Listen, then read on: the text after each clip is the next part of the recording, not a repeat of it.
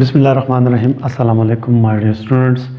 نن د viruses chapter نه به ول ټاپک کو poliomyelitis. Poliomyelitis زموږ سره یو وایرل ډیزیز دی. د poliomyelitis د ټکی ته لګورو چې د کی سو ټکی په دې کې درې ټکی موږ ته راځي، یو فولیو او مایو او لایټس. نو د فولیو معنی اصل کې زموږ سره ګری او ګری موږ دسی ورته سپاینل کارډ باره کې به پیژنې. سپاینل کارډ کې دوه قسمه میټر دي، یو ګری میټر دی، یو وایټ میټر دی. نو ګری میټر به کې موږ یادو او ما یو موږ وایي سپاینل کارډ او آی ټي ایس چې چېرته هم راشي په بیمارۍ نه، نو هغه ته مطلب انفلمیشن. دا خبره خو اسانه ده. پولیومایلایټس زموږ سره د سپاینل کارډ انفلمیشن دی. ډیفینیشن ته وګورو نو اوس به پوه شو. Poliomyelitis it is a viral disease. Poliomyelitis یو داسې بیماری ده چې د وایرس نه لګي. کلیر ده poliomyelitis in which په دې بیماری کې ډسټرکشن تباهي کیږي اپ نروز د نیورون یا د نروز ان سپاینل کارډ. په سپاینل کارډ کې چې کم نروز دي پاغې کې تباهي کې هغه سپاینل کارډ خرابي او خصوصا وایټ او ګری میټر کې ګری میټر خرابي. پاغې به خیری بیا مخکې په ډیټیل باندې خبره کوم. خانو دا پولیومایلایټس چانه کې د دې دا د کې د وایرس او د هغه وایرس نوم دی پولیو وایرس. څه شي؟ پولیو وایرس. په دې پولیو وایرس کې دا موږ پولیو وایرس او دا پکې کیپسیډ دی او دا پکې دی آر ان اے. کلیر؟ دا آر ان اے وایرس دی او نان انوالوډ لکه دا پلازمیډ او دینو چپ چاپی راغه بل پرده بیا نشته. بس دغه دوه شی نه دي. جینیټک میټیریل آر ان اے دی او دا کیپسیډ دی. بس د دغې نه دا بیماری لایکه پولیومایلایټس. د دې دا څنګه چل کېږي، د دې د میکانیزم باندې اوس اگزامپل کوم. د دې میکانیزم دا دی چې فرض کړه دا وایرس دا پولیو وایرس دی، دا وایرس کلیر او دا وایرس د یو جسم خولې ته راغی، د یو کس خولې ته ماوت، ټیک ده، او د ماوت نه بیا دا لاړ سټمک ته. سټمک مطلب معدې ته، او د معدې نه بیا دا لاړ انټسټاین ته. دا خپل په انټسټاین کې هم ریپلیکیشن کوي او په خولې کې هم خپل ملټیپلیکیشن کوي، بچې پیدا کوي. او د انټسټاین نه دا بیا واغ چېرته بلډ ته واغ، او د بلډ نه بیا دا لاړ سپاینل کارډ ته او سپاینل کارډ کې بیا دا لاړ ګری میټر ته. چېرته؟ ګری میټر ته لاړ. په ګری میټر کې دا کوي انفلمیشن، هلته انفلمیشن شروع شي. کلیر؟ نو ګورئ زموږ سره د سپاینل کارډ څوک دی. اوس دا خبر کوو. دا ګوره زموږ سره نروي سیسټم دی. د نروي سیسټم زموږ سره دوه حصې دي. دا موږ په ډیټیل نه خاصه شارټکټ وایو. سی این اس سینټرل نروي سیسټم، بل دی پی این اس پیریفرل نروي سیسټم. نو سنټرل نروي سیسټم زموږ سره په برین او په سپاینل کارډ باندې مشتمل. لکه په سنټرل نروي سیسټم کې زموږ سره څوک دي هغه موږ ته پته ده چې یو پکې دا برین دی، کلیر، او بل دی دا سپاینل کارډ. او په پی این اس کې زموږ سره بیا سینسري نروز دي او موټر نروز دي. دا زموږ سره برین دی، دا سپاینل کارډ دی، او د دې سپاینل کارډ نه بیا راوتي نروز دي. څه شي؟ نروز راوتي. دا نروز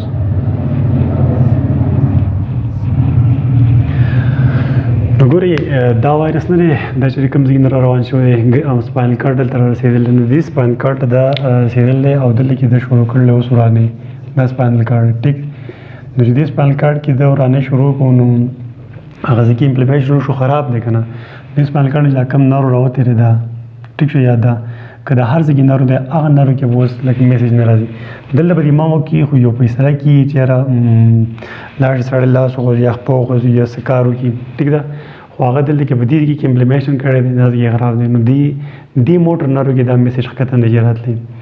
نو چې دې ځای کې دا میسج ښکته نه شي راتلی، لکه مسل دی، یو مسل ته په میسج نه ځي که نه، نو هغه مسل به بیا نه خوځي، لکه هغه به کار نه کوي، هغه به لکه فنکشنل دی هغه مسل. نو ګوره دغه مسل چې ډېره موده کار نه کوي، نو دا مسل کې به اټراپي وشي. اټراپي څه ته وایي؟ چې دغه مسل به وچ شان شي، اټراپي به پکې وشي، پیرالایز به شي. ګورئ په دنیا کې واحد مسل داسې شی دی چې دا ته استعمالوي نو دا به سټرانګ وي، او چې مسل نه استعمالوي نو به کمزوري کېږي. نو دلته کې د دې نرو خرابي کېدو د وجې نه، لکه فرض کړه دا نرو راغلی یو خپې ته، د یو سایډ یو خپې ته دا نرو راغلی او په دې سپاینل کارډ کې دلته مسله راغله د دې پولیو وایرس د وجې نه. نو دا د دې د وجې د نرو کې هم انفلمیشن شروع شو دی په دې کې دا انفلمیشن دلته راغی نو دلته کې دا موټر نرو اوس ښکته میسج نشي راوړی خپې ته اگر چې په دماغ کې به دا فیصله کېږي چې زه راخپه اوچته کړم خو هغه کرنټ وړلو والا هغه تار خراب دی کیبل خراب دی لکه پرس اوس دا بلب لګېدل هغلته چې دا تار کټ کته خراب یې کړه نو دلته دا بلب په بیا اټومیټیکلی بند شي دا بلب به کار نه کوي نو دا تار د خپې ته راغلی دا کې مسل هغه مسل ته میسج نه راځي نو خپه به کار نه کوي نو کار نه کوي ډېره مودې پورې چې دا کار نه کوي نو دا خپه به خپه کې چې کوم مسل یا په مټ کې یا په هر ځای کې چې نرو خراب وي هلته مسل ته میسج نه ځي نو هغه مسل به کار نه کوي به خو نه ورو ورو وچېږي نو د پولیو مریض چې کوم خپه یا مسلس کومه متاثره وي نو هغه به وچېږي نو دا خو دغه میکانیزم شو اوس به موږ د دې پولیومایلایټس یا د پولیو به ټایپس وایو مطلب د سیمپټمز وایو د سیمپټمز به د ټایپس په لحاظ سره وایو مختلف قسم پولیو زموږ سره یو پولیو دی ایبارټیو پولیو په ایبارټیو پولیو کې به څه علامه دي فیور وایي سور تروټ وایي یا ممری به خوږ وي او مسکولر پین په پټو کې به درد دي لکه دا خطرناک نه دی لکه پولیو کې مختلف ټایپس دي نو په دې کې بعضې ډېر زیات خطرناک دي او بعضې پکې خطرناک نه وي نو ایبارټیو پولیو چې کومه دی دا دومره خطرناک نه دی په دې کې جسټ فلو لایک نزله زکام شان حالات دي فیور تبه به سور تروټ مری به یو مسکولر پین دم په یخني والو کې دغه علامات دي او بل دویم قسم دی نان پیرالایټیک پولیو نان پیرالایټیک پولیو دې ته وایي چې په دې کې به ستا چې ته مسل نه پیرالایز کېږي ستا مسل به پالش به پکې نه لګي مسل به ټیک کي نان پیرالایټیک پولیو داسې بیماری ده چې په دې کې به د یو کس مسل نه متاثره کېږي اسانه خبره ده کلیر ګوره ما تاسو ته مخکې ویل چې په دې کې به یو مسل کار وي پیرالایز به شي نو به هغه کمه دی او ته زه وروسته ویم نو په نان پیرالایټیک پولیو کې به فیور وي هیډک به وي په سر به درد وي سور تروټ مری به خوږېږي او نو پیرالایسس په دې کې به پیرالایسس نه کېږي په دې کې به مسل نه خرابېږي اوس دې لاره شه پیرالایټیک پولیو دا خطرناکه ده پیرالایټیک پولیو داسې پولیو ده داسې پولیومایلایټس بیماری ده چې په دې کې خو به تبه هم وي هیډک به پکې وي سر درد به پکې وي سور تروټ به پکې وي خو پیرالایسس به پکې پیرالایسس مطلب دا دی چې دلته کې کوم هغه سپاینل کارډ هغه سپاینل کارډ هغه مکمل ډیمیج دی په هغه کې مسل ته کرنټ نه راځي کرنټ نه راځي نو هغه مسل به نه خوځي چې نه خوځي نو چې مسل ته نه خوځي نو مسل به په خپله وچېږي مسل خراب شو کلیر د دې نه علاوه بیا بل خطرناک نومېدی خطرناک په پیرالایټیک پولیو کې خو بستا عام د خپې لاس وغیره مسلز پیرالایزز شي وچې به شي هغه لاس خپه به کار نه کوي خو دلته کې دا بلب پولیو نه دی بلب پولیو دا ډېر زیات خطرناک دی په دې کې څه چل کېږي دلته کې ریسپایریټري ډیفیکلټي ګورې دلته کې زموږ سره دا سینه ده په دې سینه کې پوښتۍ د دې پوښت لکه دا یوه پوښتۍ دا بله پوښتۍ د دې په منځ کې غوښه وي هغه ته موږ انټرکوسټل مسلز وایو انټرکوسټل مسلز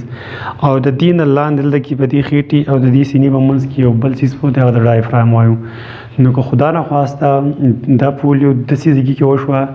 چې د لکه دې خو ګورئ لکه دا زموږ سره سپاینل کارډ دی دا سپاینل کارډ دی او د دې نه داسې دا په دې کې داسې خراب شو چې دغه نرو راغلی سینې ته چېرته راغلی سینې ته لکه دا زموږ سره سینې دي د سینې دا دغه دی دا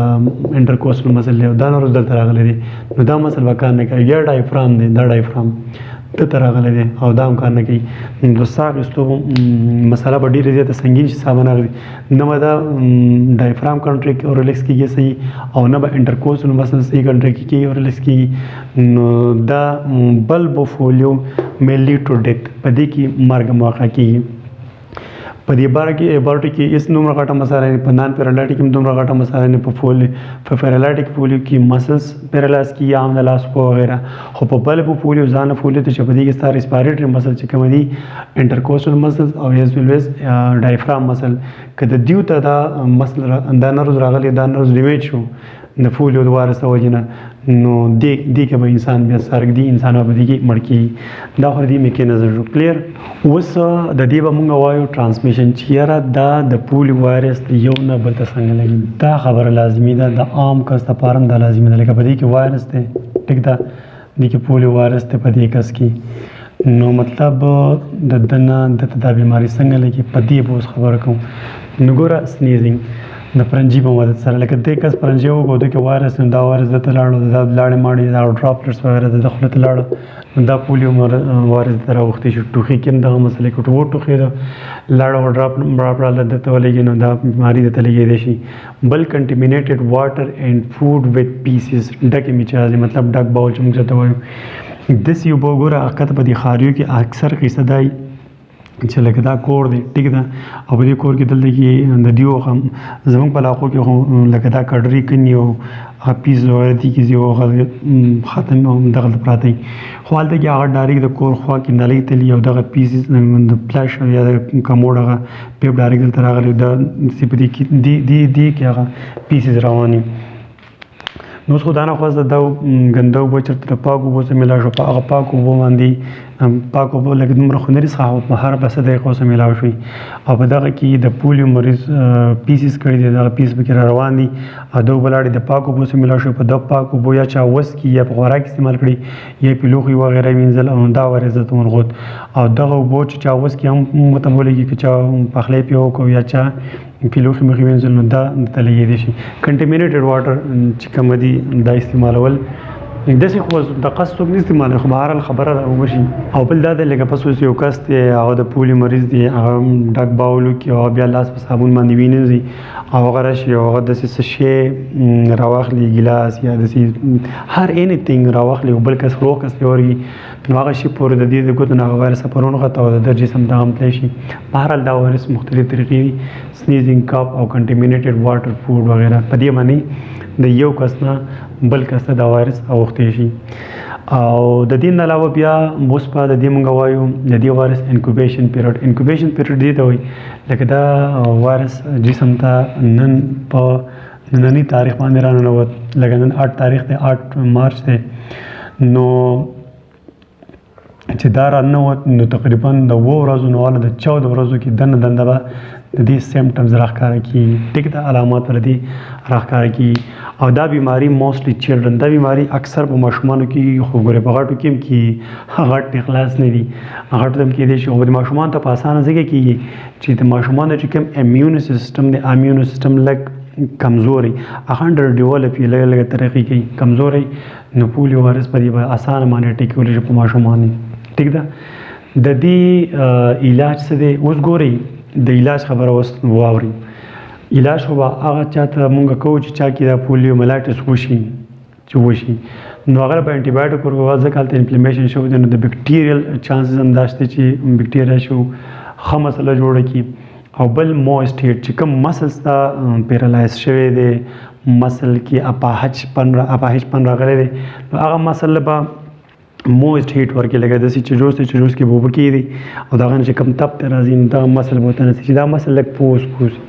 ځکه هغه ته خو میسیج نه راځي خو بیخي نښتی دی چې لږ پوس وي ټیک ده. او بل فزیوتراپي به ورته کې ډاکټرانو تخصصي د دې خپل ورزش معلومي ورزش به وي کوي په زور ولا ورزش کې ورزش ټیک شو هغه په خپله نه خوځي نو ته به ولا خوځې ورزش. او بل